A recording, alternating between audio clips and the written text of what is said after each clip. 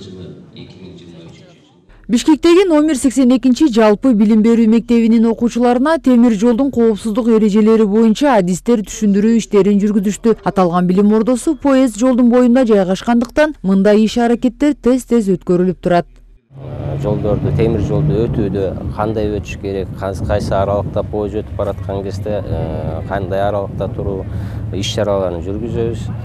Эң биринчиден бул адам өмүрүн сактап калуу, экинчиден бул темир жолдун чоң аткарылып жаткан иштеринин бири деп эсептейбиз. Жаракат алуунун негизги себептери негизсиз шашуу жана этиятсыздык. Темир жолдо өтүүдө коопсуздук эрежелерин сактабагандык. Түшүндүрүү иштери максаттуу болушу үчүн видеороликтер көрсөтүлүп, темир жолчулар кырсыктын негизги себептерин талдап, кесипеттери боюнча далилдерди келтиришти. Ошондой эле окуучуларды поезд жолго алып чыгышып, практикалык сабактарды өтүштү. Кырсыктын алдын алуу үчүн машинисттер поездди чукул токтотушат. Бирок токтотуу аралыгы 400 метрден 800 метрге чейин баргандыгына байланыштуу поезд дароо токтобойт. Темир жолго таштарды, металл буюмдарын ырыткандан улам поезддер кечиктирилип, графиктер бузулат. Натыйжада темир жол ишканасына бир топ чыгым болот. Коопсуздук боюнча чаралар бизде эки жак ограждение коюлуп атат. Бишкек бир бекет менен Сокулук бекеттин ортосунда перегондо коебуз. Ошол жака эки жак ограждение коюлду. Анан ар бир өтмөктө бизге камералар коюлду. Азыр заманбап менен баары жашап жүрөбүз. Ошол себепте 24 саат боюнча камералар тартылат. Бул огражденияларды азыр кишилер да өтпөй калды. Машинисттер айдап келатканда бул жактан коопсуздук начар болуп калып, себеп балдар ойноп отургандан жаман болушу эле ылдамдыкты азайтып, азыр ограждение болуп калып, ошол себептен